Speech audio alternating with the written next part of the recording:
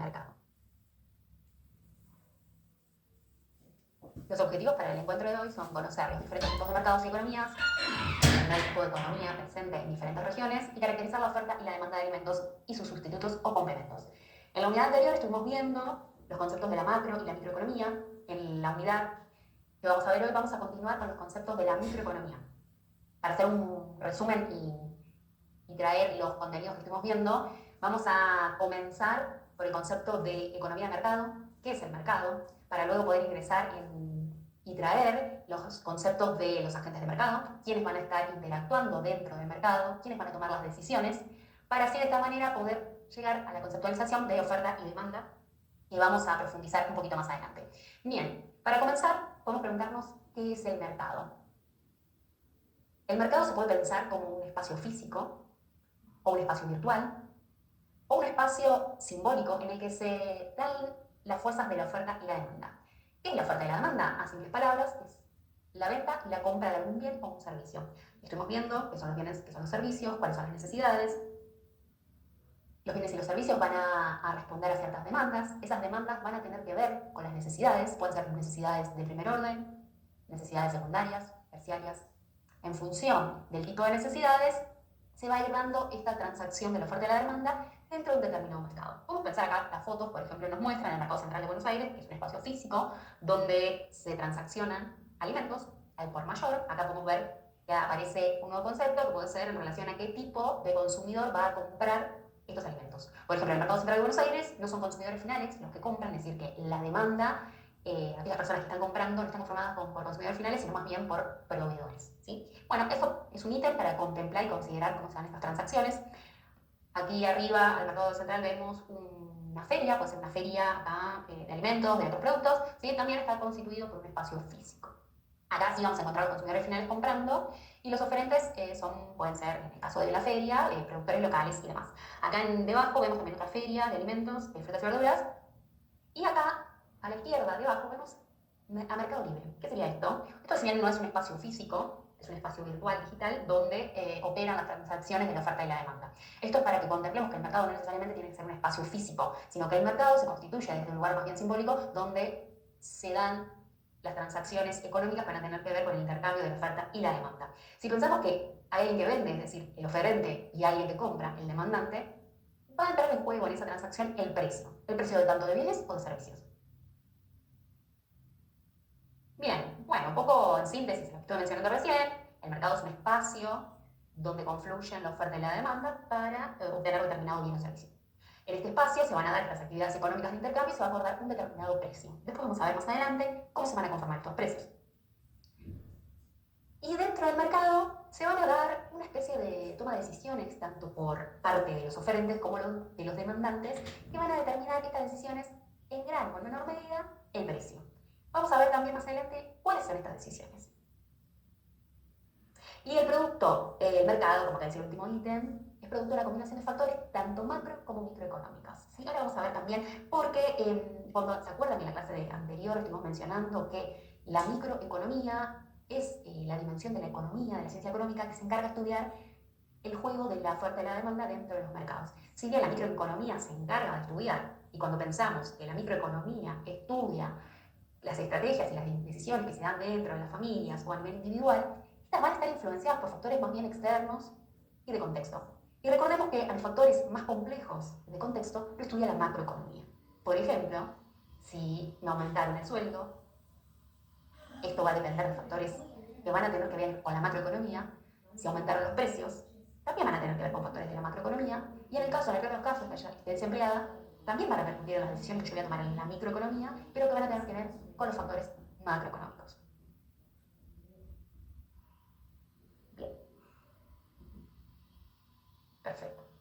Bueno, entonces, los tipos de mercado, vamos a tener, ustedes en el apunte van a ver una clasificación en relación a criterios geográficos, es decir, si el mercado si es un mercado donde las transacciones se dan a nivel internacional, global, y se dan a nivel nacional, regional, local, etc. ¿Sí? Por ejemplo, podemos pensar las economías globalizadas a nivel mundial. Acá van a entrar en juego las acciones que tengan que ver con las exportaciones e importaciones de alimentos. Recordemos que el mercado alimentario es un mercado globalizado donde se exportan y se importan alimentos.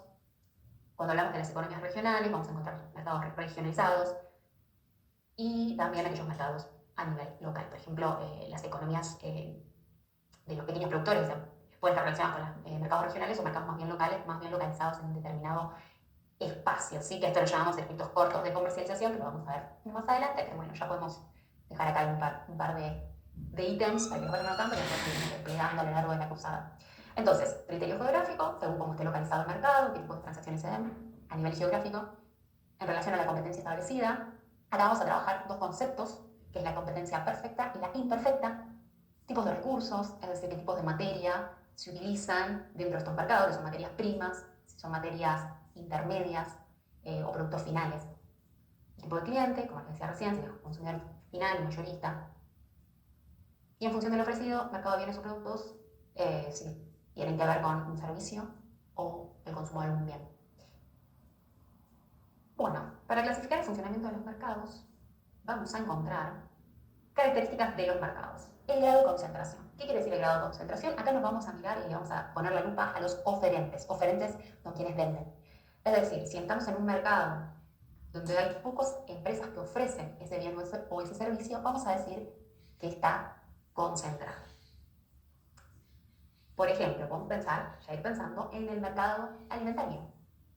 ¿Cuántas empresas venden productos? Si entramos al supermercado podemos ver múltiples marcas y las podemos relacionar con que cada marca tiene que ver con un oferente, pero no necesariamente es así. Ahora vamos a ver que el mercado alimentario es un mercado concentrado, porque si bien cuando entramos al supermercado vemos multiplicidad de marcas, y vamos más atrás, podemos encontrar que los productores de estos alimentos responden a una única empresa, a un único dueño, a un único nombre. Cuando digo un único nombre, digo el nombre de la empresa, pero el mercado, cuando hablamos de mercados concentrados, estamos hablando de cantidad de empresas, como para hacerlo simple. Y la homogeneidad del producto, ¿sí? Esto tiene que ver con los productos que se venden, si son similares o no. Aquellos productos que son similares, homogéneos, es más fácil de, como consumidores, que interpretemos y entendamos cuál es el precio. Por ejemplo, en la actualidad suelen existir múltiples productos diferenciados. Si nosotros pensamos, por ejemplo, en la industria del mercado de celulares, vamos a encontrar que no son productos homogéneos porque tienen diferenciaciones tanto en la capacidad de almacenamiento, en la calidad de la pantalla, en cuestiones de tamaño, colores y demás. Entonces no son productos homogéneos. Por lo general, en la industria alimentaria hablamos de productos homogéneos, pero a medida que tenga mayor grado de procesamiento e industrialización, vamos a poder encontrar que los productos dejan de ser homogéneos. Por ejemplo, en los yogures. Sí que vamos a encontrar el yogur con fibra, con aditivos de tal compuesto y demás, entonces eso hace que los productos estén diferenciados. Las barreras de entrada al mercado. Bueno, acá en relación a las barreras de entrada, por ejemplo, si yo produzco zapatillas y quiero entrar al mercado de la venta de zapatillas, por lo general estamos presentes ante mercados con características que impiden que ingresen nuevos vendedores al rubro. Ahora vamos a ver con más detalle por qué existen estas barreras de entrada. Y la existencia de información perfecta, esto tiene que ver con la capacidad de las empresas en influir en los precios de los productos, tanto información perfecta en relación a las características de los productos como información perfecta de cómo funcionan estos mercados. Bien, pasamos a la próxima filmina. Bien, concentración del mercado, ¿sí? Vamos a desglosar los ítems vistos en la filmina anterior. Entonces, si yo digo que el mercado está concentrado, es decir, hay pocos vendedores, voy a suponer que estos pocos vendedores van a abarcar mayor cantidad de ventas. Cuanto mayor sea el grado de concentración, más se va a parecer a un monopolio. Monopolio, como dice la palabra, mono es uno, es decir, que hay un solo vendedor. Ya pueden ir pensando en qué mercados encontramos un único vendedor y en cuáles mercados encontramos múltiple cantidad de vendedores. Bien, bueno, acá en esta primera vamos a ver lo que les decía recién en relación a la cantidad de vendedores en la industria alimentaria. Si nosotros entramos al supermercado, vamos a ver si se ve el cursor cuando señalo, porque estoy señalando y no sé si se ve. Creo que no se ve. Bueno, lo que estoy tratando de señalar, sí se ve. Bien, lo que estoy tratando de señalar son las marcas de los productos. Cuando entramos al supermercado podemos ver esta multiplicidad de marcas del rubro alimentario que sea, ¿no? Que pueden ser cereales, lácteos, panificados. Bien, entonces vamos a ver qué múltiples marcas. Entonces diremos, bueno, hay un montón de oferentes.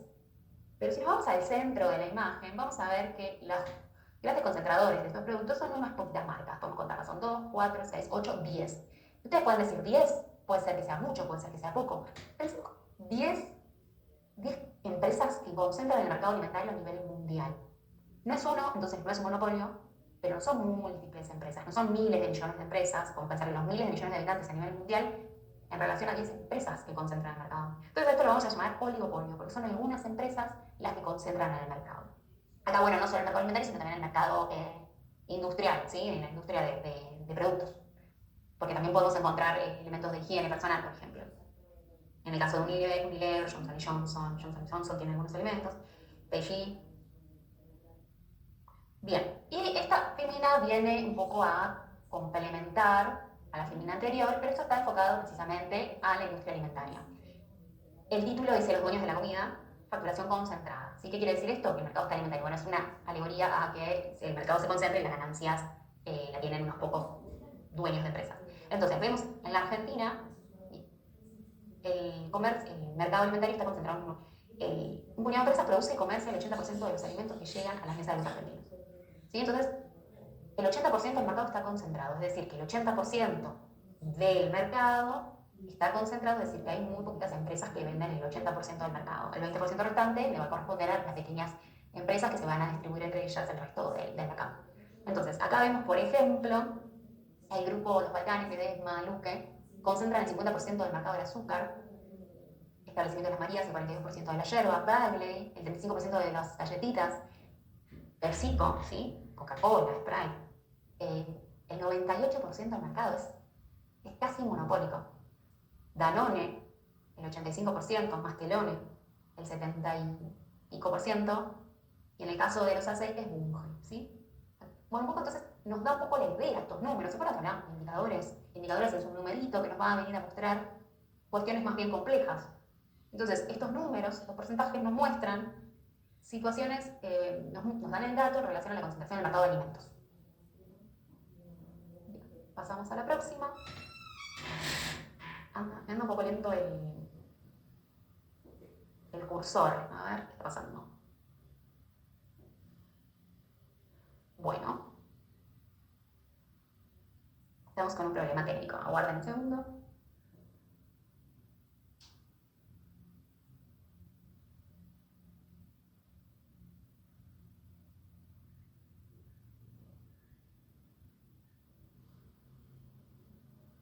Bien, a ver qué pasó por acá.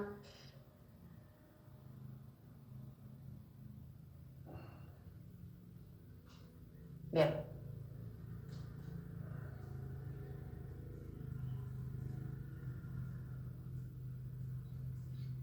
Recording in progress.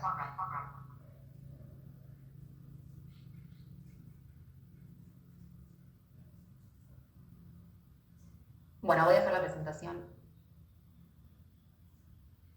A ver, ahí está. No voy a presentar porque se ve que hay un problema.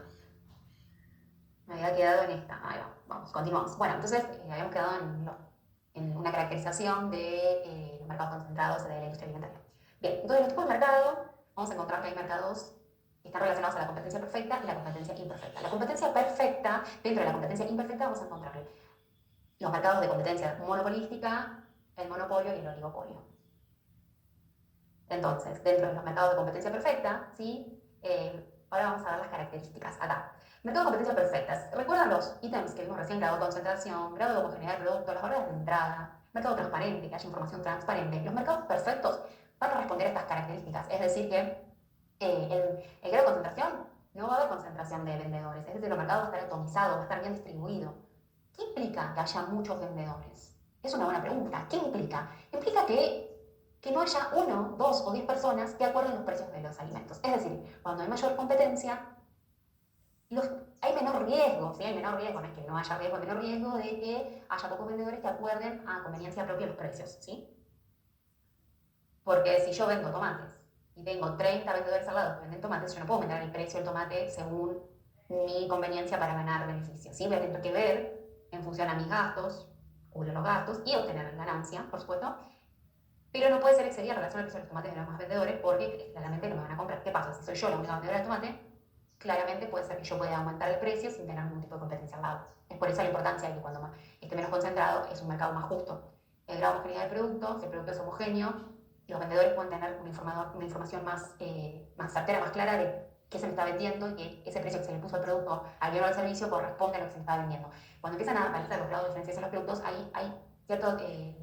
Podemos no saber si lo que estoy pagando corresponde o no por ese grado de diferenciación. Las barreras de entrada, en un mercado de competencia perfecta no hay barreras, pueden entrar y salir del mercado los vendedores que así lo deseen. Los mercados transparentes, entonces hay información clara de los precios de los productos, las características de los productos y de cómo funciona este mercado. Estos son mercados ideales, en la realidad no existen, porque en la realidad encontramos mercados con concentración de empresarial, como vimos recién, los productos suelen estar diferenciados, existen fuertes barreras para la entrada y la salida de los vendedores a estos mercados, y existe intervención del Estado. Ahora vamos a ver por qué existe intervención del Estado. Bueno, esto ya lo dije. Bien, entonces, dentro de los mercados imperfectos, encontramos competencia monopolística, monopolio y oligopolio. Acá vamos a ver las características de cada uno. En monopolio existe un solo vendedor, un solo oferente y muchos demandantes. Existe un solo vendedor, podemos inferir que el mercado está concentrado. Los productos son homogéneos, no hay sustitutos, es decir, yo soy un único vendedor que produce un determinado producto y no hay sustitutos para estos productos. Barreras de entradas, pueden existir algunas barreras de entradas que son naturales. Ahora vamos a ver por qué dice naturales. Y información transparente, el mercado decide el precio y las condiciones de venta del producto. Acá los ejemplos son en el sur y de norte para quienes viven en Buenos Aires. También pueden pensar en los proveedores de suministro eléctrico en cada una de sus ciudades. Por ejemplo, en Buenos Aires tenemos, en Capital Federal tenemos en la zona sur, en Gran Buenos Aires, en la Capital Federal, tenemos en la zona sur al proveedor de suministro eléctrico sea sur y en la zona norte de no. Por lo general, en cuestiones de recursos naturales se pueden dar monopolios. ¿Por qué? Porque resulta muy caro realizar tendidos eléctricos y de infraestructura para que compitan entre sí. ¿Sí? A veces, por cuestiones de infraestructuras, y se les dicen por causas naturales, suele haber un único proveedor del servicio, como es el caso de los proveedores de gas y electricidad. En la actualidad encontramos estos monopolios. También podemos pensar en las redes ferroviarias, ¿sí?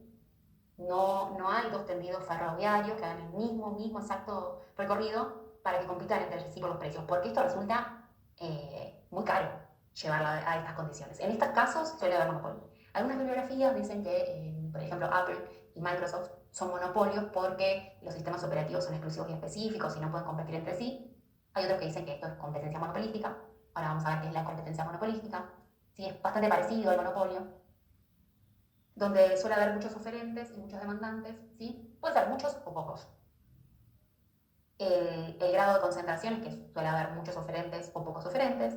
El producto no es homogéneo porque producen, las características son diferentes. Acá en este caso vamos a tener el caso de Apple y de Microsoft, el de Coca-Cola y Pepsi, que si bien es similar, cumplen las mismas funciones, hay diferenciaciones en los productos, ¿sí? Entonces, si yo soy usuaria y consumidora de Apple, no voy a comprar repuestos de Microsoft, por ejemplo, ¿sí? Compiten entre sí, son similares los productos que compiten, pero no es lo mismo.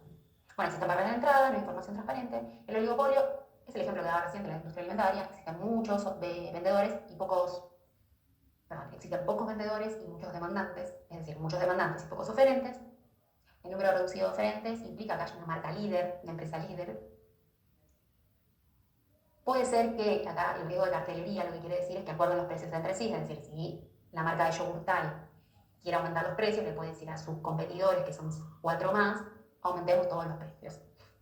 Los productos suelen ser similares, hay fuerte barrera de entrada al mercado, hay interdependencia en la existencia de información perfecta, interdependencia entre sí. Por esto que decía del acuerdo de precios o según las políticas que implementa el Estado puede repercutir entre los diferentes vendedores. Bueno, y ahí los ejemplos encontramos a la industria alimentaria en general. Bueno, barreras de entrada de los monopolios, ¿sí? El monopolio empresarial es porque tenga el control exclusivo de determinada materia prima o factor de producción indispensable. Por ejemplo, hay un ejemplo de lo que sucedió el año pasado en relación a los repelentes, ¿sí? Hay una marca líder que era la que concentró el mercado, marca líder de repelente que conocemos todos, que no podía importar el DIT, que es el componente que repele los mosquitos, entonces apareció este caos de que no había repelentes. Entonces, si hay una única marca que puede importar ese producto, que tiene mayor capacidad de importar cierta determinada materia prima o productos, va a tener el monopolio empresarial. Cosas tecnológicas, por ejemplo, la posesión de patentes, derechos de autor, marcas. Esto ocurre por lo general en la industria de la farmacia, donde hay derechos de patentes. Ocurre también con las semillas, ¿sí? Esto es un gran problema con las semillas patentadas.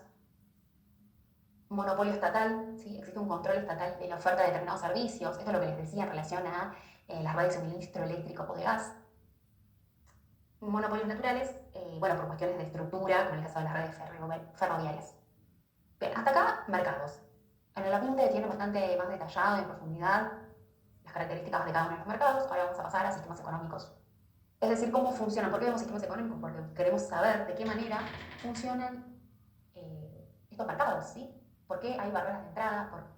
¿Quién va a regular estas barreras de entrada? ¿Quién va a regular los precios? ¿Quién va a regular la cantidad de vendedores para que haya precios más justos para los consumidores? ¿Se regula o no se regula? ¿Esto se opera con el libre juego de vendedores y consumidores? Bueno, vamos a ver sistemas económicos para poder entender cómo operan estos mercados. Entonces, vamos a encontrar, para introducirnos en el tema, economías abiertas y cerradas. Una economía abierta permite la comercialización libre de bienes y servicios a nivel local, a nivel internacional, para recibir ingresos en el caso de que yo exporte. Si nosotros en Argentina, por ejemplo, exporta materia prima, entonces recibe divisas por esas exportaciones. Hay otros productos que importan productos ya terminados o elaborados. Importan esos productos porque no producen, ¿sí? Exportan otros materiales. La economía cerrada es aquella donde no se realizan este tipo de intercambios. Bueno, entonces vamos a ver cuáles serían las ventajas o las desventajas de una economía cerrada a una abierta. Nuestro país a qué modelo responde. Bueno, ya hemos dicho que Argentina exporta. En el último tiempo se empezaron a importar algunos otros productos, entre ellos alimentos. Entonces, hoy en día sabemos que la economía a nivel global es una economía de intercambio, ¿sí? Entonces podemos decir que las economías, en general, hay algunos países que todavía tienen economías cerradas, son economías mixtas, es decir, que hay cierto grado de intercambio. Entonces, ¿qué tan abierto o cerrado sea una economía? Va a depender de las decisiones políticas, ¿sí? Entonces vamos a encontrar de vuelta la intervención del Estado. ¿Se acuerdan que estuvimos viendo que la economía estudiaba las intervenciones del Estado y demás? Bueno, acá hay unos ejemplos en relación a las importaciones y exportaciones. Esto para dar cuenta de ciertas problemáticas que establecen las empresas en relación a si les beneficia o no les beneficia que abran o cierren las exportaciones, ¿sí? Por ejemplo, cuando el Estado aumenta las retenciones porque intenta que estos productos o alimentos queden para el consumo interno y no se exporten, ¿sí? Pero esto es bien dinámico, fluido, va a depender en relación a las situaciones del contexto. Esto va cambiando, ¿sí? Pero bueno, Argentina exporta e importa alimentos. Sistemas económicos, entonces vamos a encontrar aquellos mercados, los sistemas económicos de economías de mercado, ¿sí? Esto se llama el modelo capitalista, donde la oferta y la demanda determinan el precio a través del libre juego de la oferta y la demanda, es decir, que los vendedores y los que compran van a determinar el precio por este libre juego. Y hay un escaso rol del Estado, ¿sí? La economía de mercado y el modelo capitalista es un ejemplo, países Estados Unidos. No es al 100% capitalista porque el Estado interviene y toma decisiones en relación a cómo se van a regular estos mercados. Las economías centralizadas, el modelo socialista, se lo llama de planificación central porque quien determina el precio y asigna los recursos es el Estado. Acá encontramos el modelo de Cuba o el modelo chino, pero China es más bien mixta porque tiene bastante intercambio a nivel internacional. Y en economías mixtas vamos a encontrar una combinación de la planificación centralizada, es decir, la intervención del Estado y el sistema de mercado, como lo es nuestro país y la mayoría de los países del mundo. Podemos encontrar que la mayoría de los países del mundo corresponden a las economías mixtas, sino que pueden tender a ser más capitalistas o más bien socialistas. Bien. Llegamos a la oferta y demanda, vamos a hacer una introducción. ¿Qué es la oferta y la demanda? La oferta y la demanda, yo estuve hablando de oferentes y demandantes, cuando estuvimos viendo mercados. Ahora vamos a ver que la oferta y la demanda son transacciones que se dan dentro del mercado que van a estar determinadas por los precios o que van a determinar los precios. Entonces, la oferta determina la cantidad de bien que los vendedores ofrecen en el mercado para cada nivel de precios. Muchos son los factores que pueden condicionar la oferta de un bien, ¿sí? ¿Qué decía Smith en su economía clásica? Que el libre juego de la oferta y la demanda va a determinar el precio. En el encuentro que viene vamos a ver que no siempre es así. Esto va a estar determinado por la moda, por cuestiones climáticas, puede ser que haya una sequía extrema y esto tenga alguna implicancia en el nivel de los precios. No necesariamente si yo quiero comprar más, el precio va a aumentar y no necesariamente si yo quiero comprar menos, el precio va a disminuir. ¿Sí? Esto es lo que dice Smith en su teoría clásica. Entonces los factores que van a determinar la oferta es el precio del bien, por supuesto, que si un precio está elevadamente caro a lo que yo suelo comprarlo, por ejemplo, si yo compro un kilo de tomates a 2.000 pesos y de repente voy a la verdulería y lo veo a 10.000 pesos, es probable que diga, bueno, no voy a comprar este tomate porque es exageradamente caro. En el caso de que yo encuentre el tomate a 500 pesos, por ahí tomo la decisión de comprar 4 kilos de tomates y me hago una salsa. Entonces, ¿qué dice esto?